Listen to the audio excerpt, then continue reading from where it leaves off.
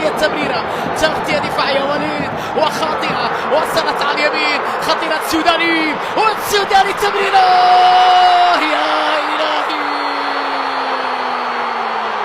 هدف مغربي أول. الله البركاوي، الله على القوة، على المهارة، على التحية، على الوصول وعلى المغاربة حتى بالرديف.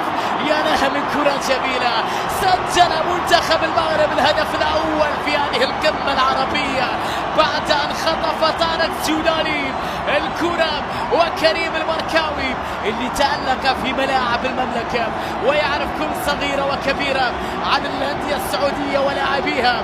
هنا خطف الكرة من كريم، هنا التمريرة من السوداني، وهنا النهاية الرائعة الجميلة من جانب كريم البركاوي لاعب نادي الرائد سابقا في المملكة.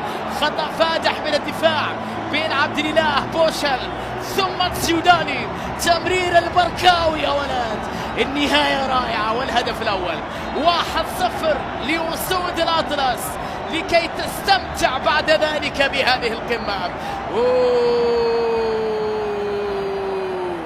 واشتعلت الأجواء أكثر في ملعب لوسيل.